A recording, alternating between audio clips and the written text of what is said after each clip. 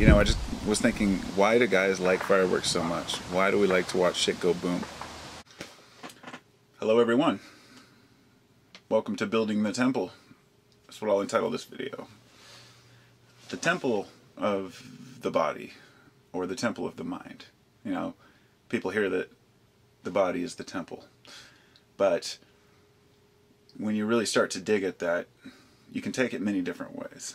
Some folks use it as just kind of a symbol for taking care of yourself. So when people say, hey, your body is your temple, they basically saying, don't defame your own health, and don't do things that destroy your body. But the meaning for me is a little bit more on the spiritual side, I guess. And the term, the idea of temple, to me, is to build one's faith and strength upon knowledge and information, rather than what a person has been told. And there are a lot of differing opinions on this. Of course, a lot of folks think that, you know, seeking knowledge is sin, and a lot of folks think that not educating yourself is sin. To me, I think that really there's no such thing as sin. I just use that word to, I guess, explain how I feel about right and wrong, in the sense of one doing the best he can for himself, and for the others, for the good of people in general. And the temple is not something that just exists. The spiritual temple of a person, it's not something that you just have to keep kindling. And what I mean is that I think some folks have the idea that you are the temple and that you have to maintain yourself. I see it as the temple has to be built within the self. And I think that the most important thing is to build a strong foundation. It reminds me of this old story about a couple of families that lived in a valley, and they both had to move to this new valley, and they wanted to build their houses. And so the first guy built his house really fast, and because the rains were coming and he wanted to have it done. So he built the house, got it all finished, and he looked out. It was pouring rain out, and the guy down, across the way, he was still building his house. His family was still in a tent, and they were still, he was getting soaking wet. When the whole thing was said and done, the man finally finished his house. And the other guy said, man, you should have just got it done quicker like I did. Well, the rains came, a flood came, washed away the first guy's house. And the other guy's house was left standing. And it's the old adage, I guess you could call it, what's the word for that? It evades me right now, I can't think of it, but it's one of those stories that we carry, a parable, I guess, in a way, that helps us to understand that rushing through things doesn't necessarily mean that they're going to last. And that's the way I feel about building one's faith. It has to be built on strength. I'm not just talking about faith in religion here. I'm just talking about faith. Faith in mankind, faith that you are who you are, faith in that the way that you're behaving is proper, that the things you're doing are right for you and others. And that has to be built as a foundation. The way I see it is I'm still building my foundation. I mean, I haven't even started on my temple yet. This has been a lifelong, path to learning as much as I can. And not just going to work, thinking about work, coming home, watching TV, and going to bed. Spending every waking moment, that I'm conscious of it. And every moment that I can be self-aware, being self-aware and being aware in my environment. And I've gained so much by doing that, but it's not something that, it's something that I have to build on. I'm still building a foundation on self-awareness. I know I've talked to people who say that they've tried to be self-aware after they watched some show or heard something about being aware. And they said it's really hard, I just can only do it for a minute. That is nature. Nature does not want you to be self-aware all the time. Just in the same sense that there is no utopian world where everything's perfect. The balance has to do with perspective. You can't have good without bad. And you can't build your temple without a strong foundation to put it on. So your faith has to be based in reason. And I think that people's, today, there's a lot of conflict coming into play. Not necessarily that people are disputing that everything a person believes in their religion is wrong, but people are creeping in to, say, a Christian and saying, hey, perhaps this doesn't mean what we thought it did. And they're getting shut down, saying, no, this is exactly what this means. For example, this came up, actually. I was thinking about this today when I commented on the video. I was talking about the 4 horsemen of the apocalypse and how I don't know what a Christian sees in that. I don't know. A Bible literalist may say there are 4 horsemen that are going to ride across the earth.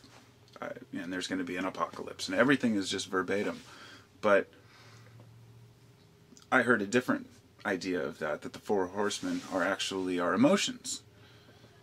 So we step back and go, wait a minute, you know, the red horse signifies, sorry, not our emotions, but the different states of man. That the red horse signifies our emotional state. We have an emotional state, a physical state, a mental state, and a spiritual state.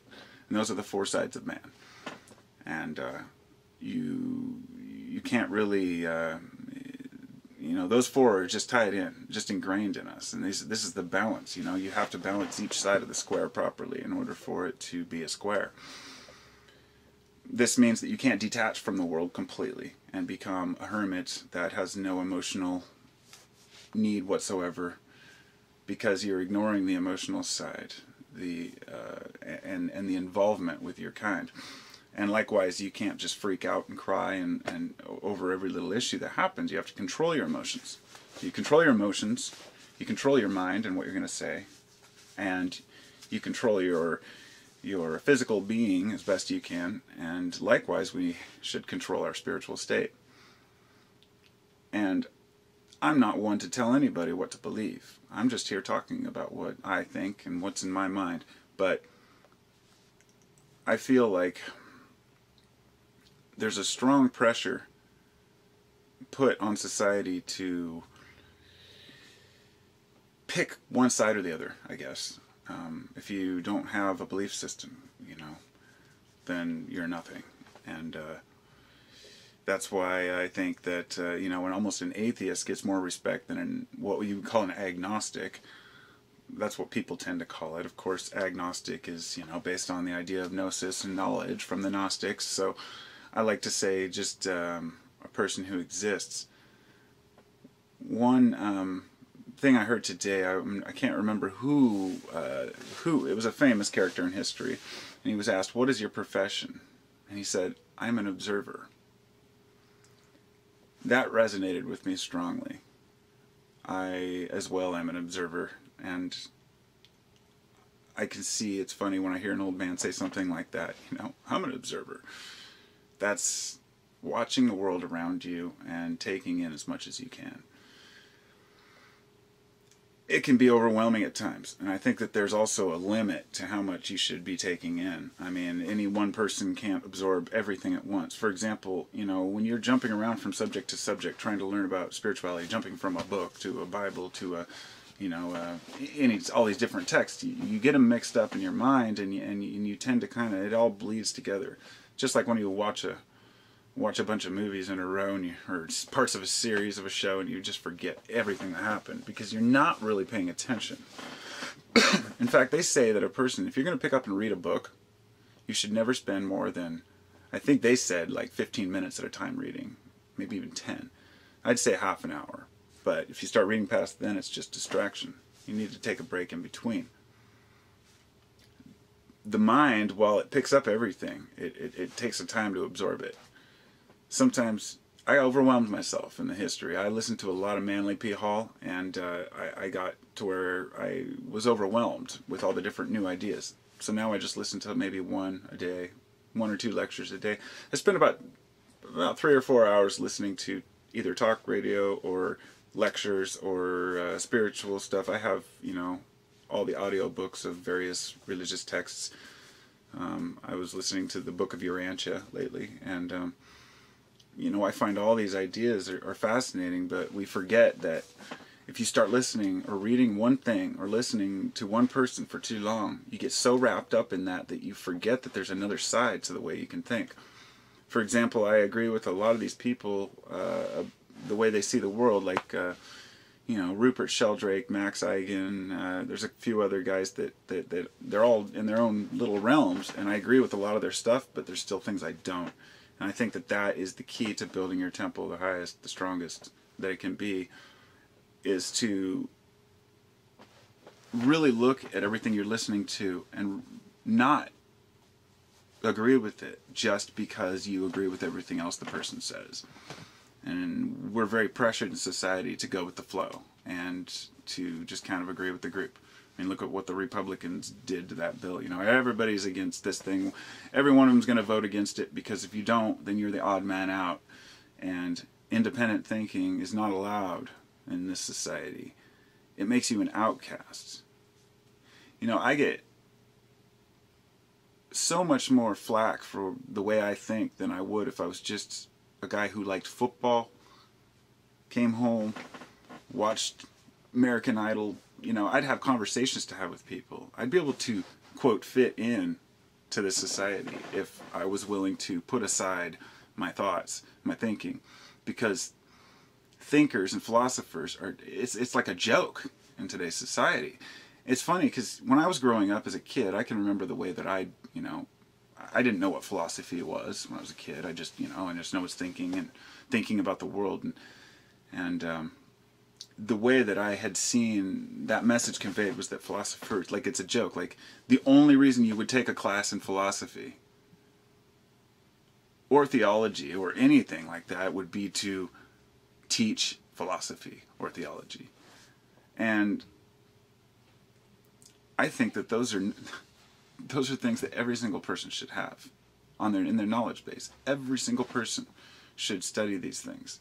It shouldn't be like, okay, he's a philosopher so he can teach other philosophers. Philosophy is not a subject. It's not a type of person. It's not a career. It's a way of life. I would say that philosophy and Buddhism are very closely related. Some may disagree, but an actual Buddhist practice is not a practice at all. You don't have to have the beads and the Buddha and, kill the Buddha. Kill the Buddha. Kill all the Buddhas. That's how you know that you've gone too far, is when you start taking idols. And I don't want to step on anyone's belief system, because I know whenever I say that, people who are Jesus believers, or people who have their faith in Jesus as the true God, the true one, Son of God, they tend to take that the wrong way. And sometimes when I say things, I don't really mean to belittle anyone's belief. I just mean that the way I look at it is different. I have a lot more respect for Jesus than I did in the old days, only because when I was younger, I argued about the Bible, saying, hey, this isn't true, this conflicts with this couldn't be the Word of God because this and this and this.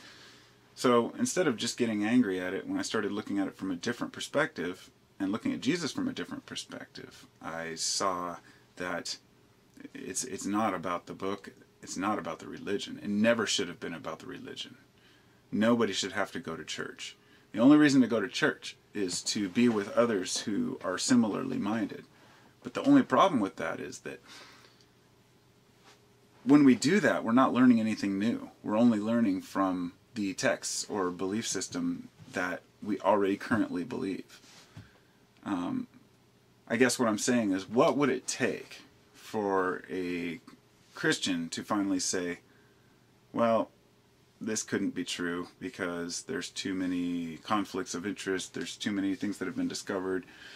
Instead, a lot will start to lean in things towards, prophecy and whatnot. I've heard this a lot, the prophecies.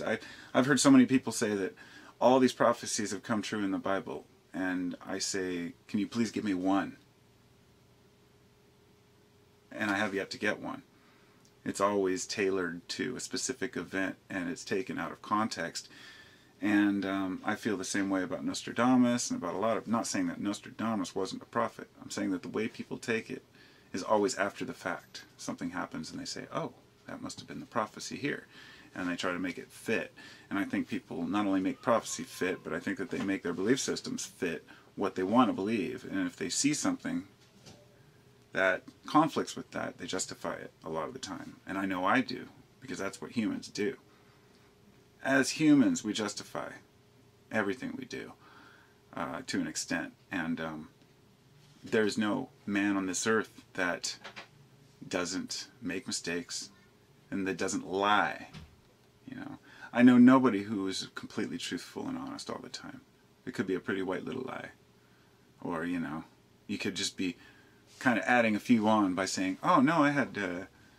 oh man, I had 20 grand this one time, and blah blah blah. When you only had, say, 15 or something. So many different like little just to make people's egos boost up a little bit. I'm not immune to that. We all do that, and that's the reflection, man reflection of himself. The trick is not to stop making mistakes in life.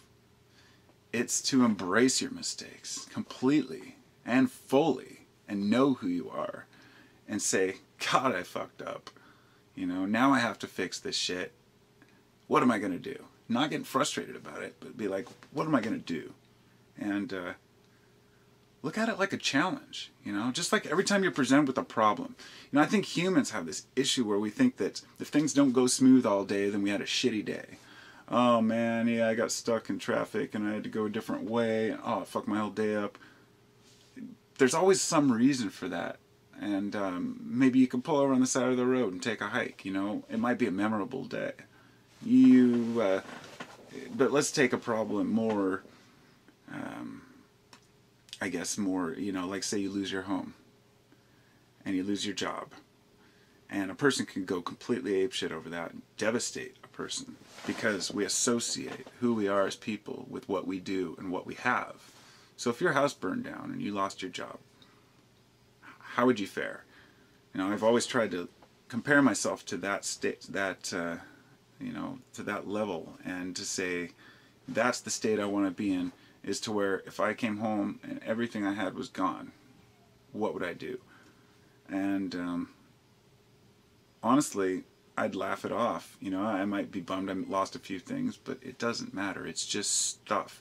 So by looking at it that way, you're never worried about it. And you're never worried about dying if you're not afraid of the idea of what death brings. And all these different things that you can look at a different way. The reason I say death is because death is the ultimate fear.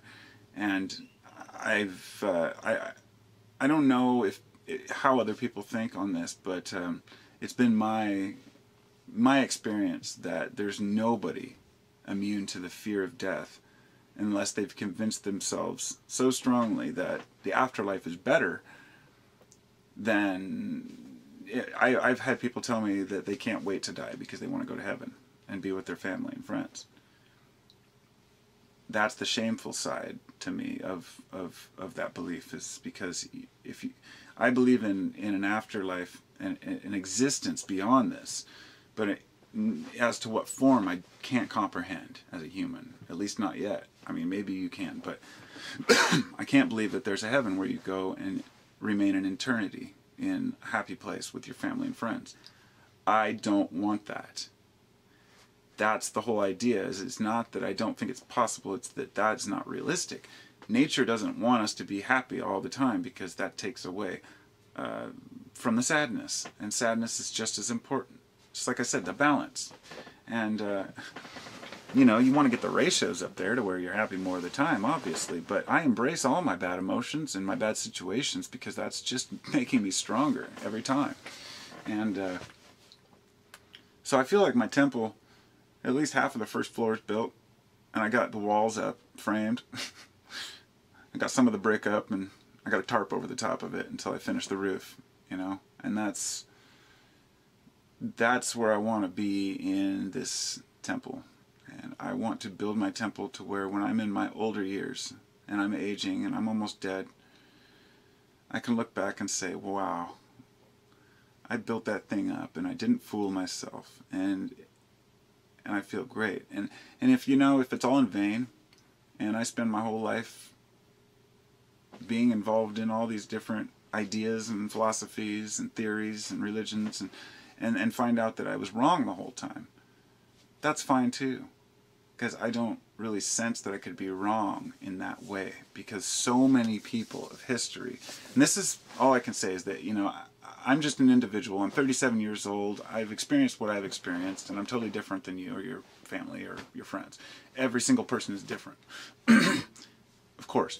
But I don't know what's going to happen or how I'm going to feel when I get older, what's true. All I'm going by is what my ancestors and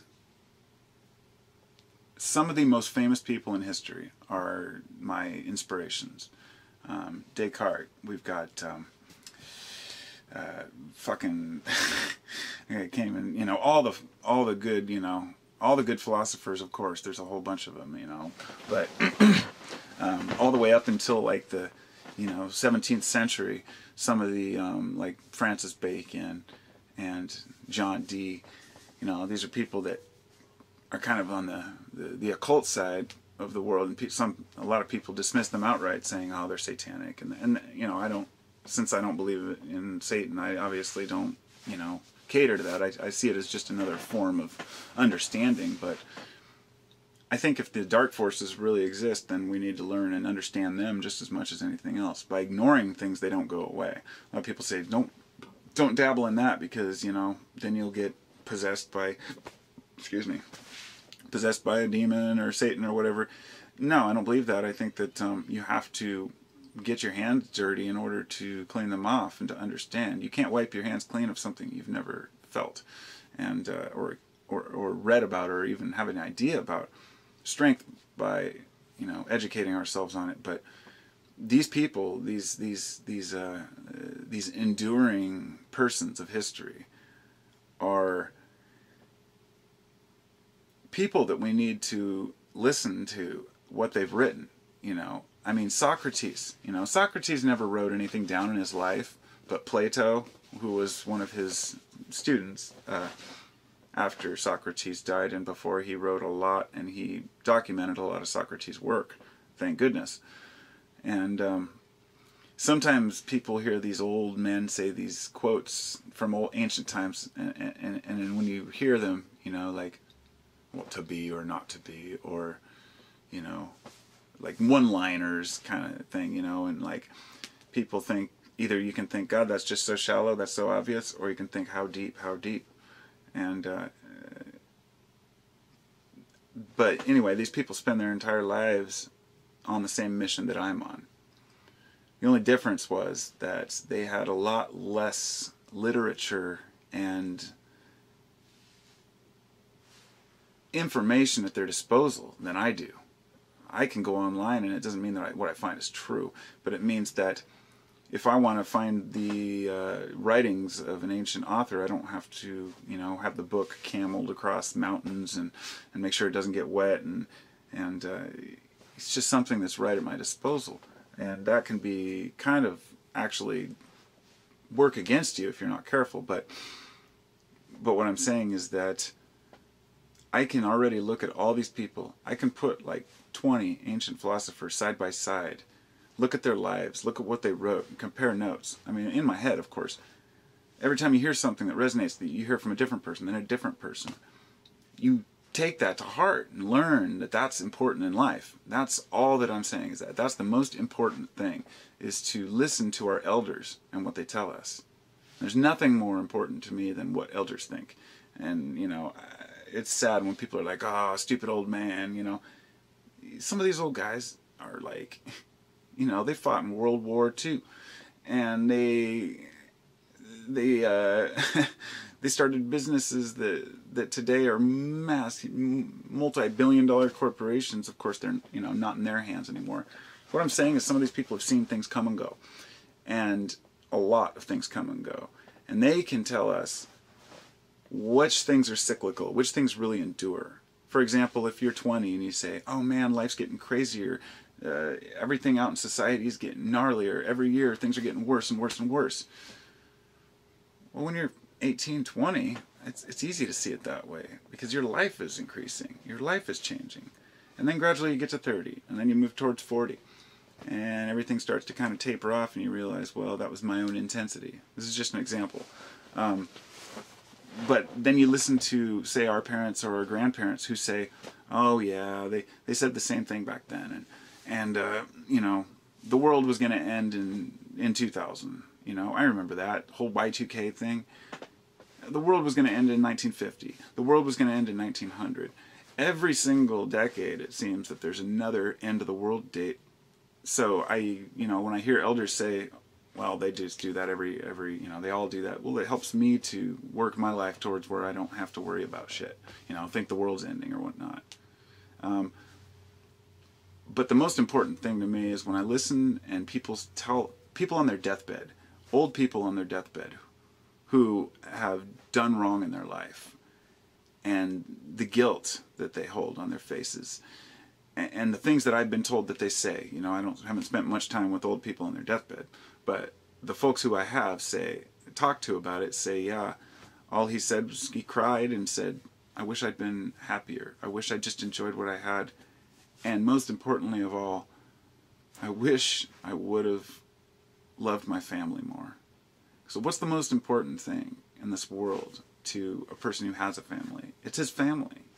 And if you don't have a family of your own, you don't understand until you have one. And so it's really, you know, it's almost like the people that say, I don't want to have kids, you know, well, everybody says that at one time in their life. It's just like, I don't want to get married. It's just buying into the system. And you know, I gradually worked past it and found reasons to get married because it was important to me. And that was just a change in opinion over the years. Not a big wedding, just a little cheapo hangout on the beach with some blankets. It was great. But the views that we have change constantly. And in the older generation, in the elders, they've already been through that. And they have their own perspectives on what's the most important thing in life. And it's always family. There is nothing that makes me happier in life than hugging my kids and my wife and just like laying on a bed watching a movie or something with my family.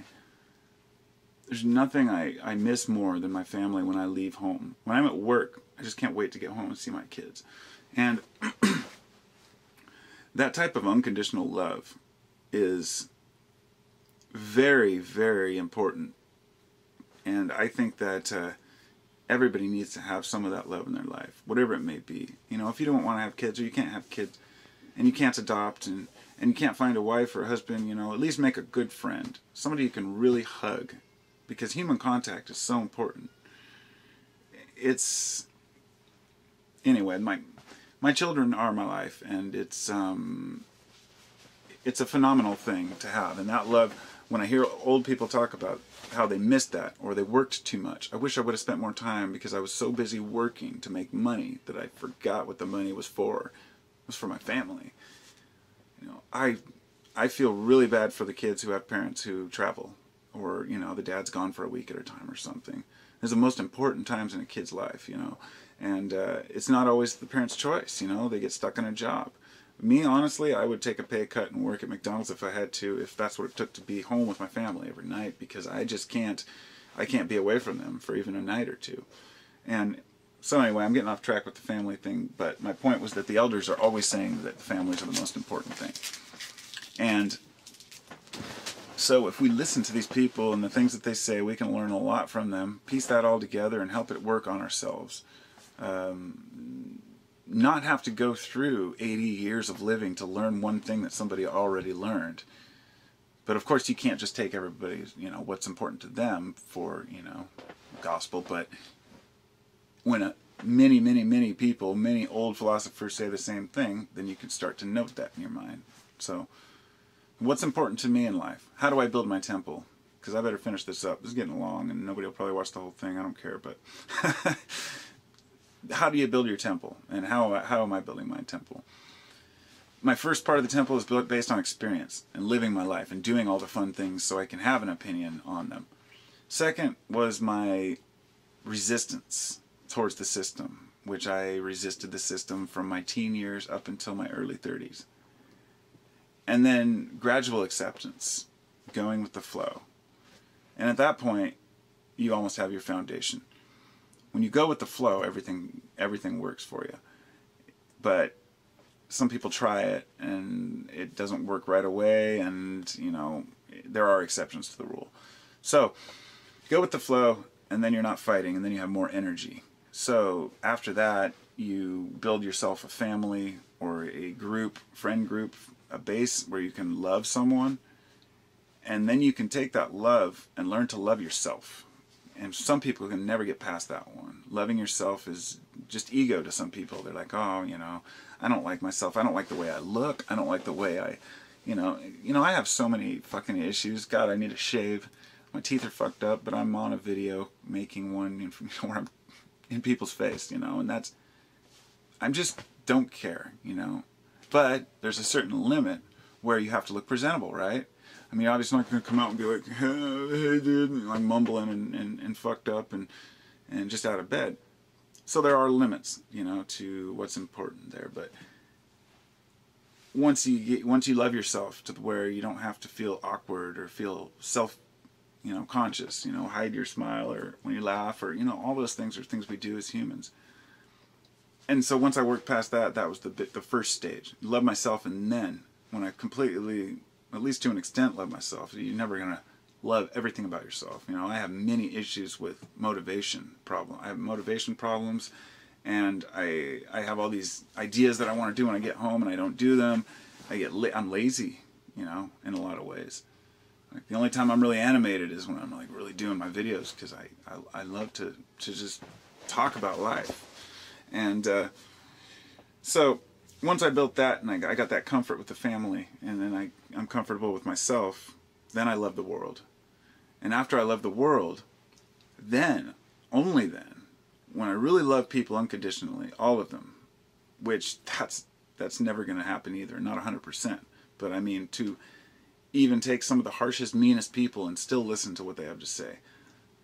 I've learned so much more than fighting against it, because you need to know every side of the story in order to make an accurate, informed decision.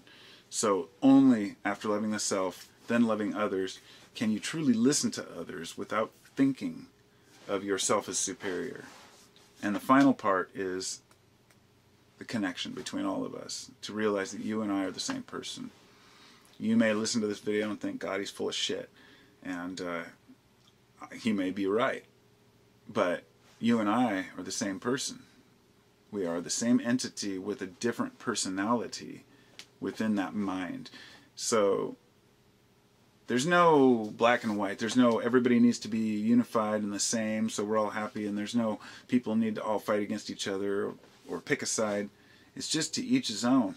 And it seems to be getting more confusing as we go as to how to build our temple. You know, back in the day they could build it quick because all they had was what they were told.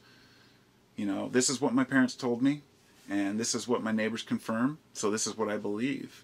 Boom, done. But there's got to be something nagging at the back of your mind. If you've built your temple on just preconceived notions about the way that you've been told things are, or that you think they might be, and then you run into something in life that conflicts with that, you know, that must tear people apart. You know, for example, if you have a very strict religious belief, and then you see something that goes against what you believe, you know, it's got to be hard to, you know, so what do? The best, you got to restructure every part of it as you see fit. And that's, yeah, that's that. So, I don't know what else to say except I hope everybody out there has the drive and the time in their life to take a few minutes each day to visualize yourself as a happier person. Because conquering the fear of death is the first step. That was one that I really had a hard time with. You know, when you're young, you realize you're going to die, and you think about it, you know, even as a teenager. But a lot of people don't really. I think that's what the midlife crisis is for some people. You get to in your 30s or 40s, and you start thinking, oh shit, you know, I'm halfway towards the end, and oh shit, what am I going to do? I haven't built up this and that, and that's how I could get, that's what I had a problem with. Like, oh, look at me, I'm just a carpenter, I haven't done anything with my life. And now, you know, 5 years later, after that issue that I had, I was just like, you know, I was depressed for a while, stressed out, anxious, taking Xanax and Valium and anything I could get my hands on to relax. And I realized it was all mental. I was creating it all out of this hidden fear of the unknown. And so once I, you know, owned up to that, it just ended, you know. It is what it is, you know. We're all going to die. It's just the way it is. And I think that the midlife crisis tends, that's why people go out and buy a lot of stuff, buy a fancy car, or a motorcycle, things I never had, or, you know, I never got to do this, I never got to do that, and we start to feel like we're getting too old to do stuff. And I'll tell you something, you know, I'm almost 40, and a lot of guys my age would never change careers after doing carpentry for 15 years or whatever. But, you know, I'm thinking about moving on, doing something different, you know. Might get into writing, or, you know, I consider getting into, like, radio or some sort of a, you know, underground kind of alternative thing and start doing some research and really, you know. But being able to move and do anything I want, I don't feel like I'm tied down because I've opened that part of myself up, and everybody can do that. Just forget don't label yourself as a carpenter. Don't label yourself as a fast food worker or a person who drives this kind of car, or a white person, or a female, or a male. You're just a person. You're an entity that can go do other things, whatever you want, you know. Try something, you know. If you're stuck on a job you don't like, try something. Go on Craigslist and apply for a job that you want, and just bullshit that you have the experience. If it's something you think you could pull off, and try it, and see how it works. What's the worst that could happen? They don't think you're fit, so you get fired. It's, you know, just little things like that, you know. We put ourselves in classes because I couldn't do that because I'm in this class. There are no classes in motivation. You just do it. So, enough said. Peace and love to everybody, and I really thank everybody who has such awesome comments, you know, and such respectful, you know, comments on my videos, and deep thought-provoking things, and I just love it. That's what I'm doing here. That's what I'm here for. You know, somebody mentioned, I made this random video a while back. Somebody said, "You're not going to get many subs from making this video." I said, "I'm not trying to get subs, you know. That's not my game here. You know, if subs come, then subs come. But I'm happy with the group of friends that I talk with." So, anyway, peace to everybody, and build that temple up. Get yourself a good foundation.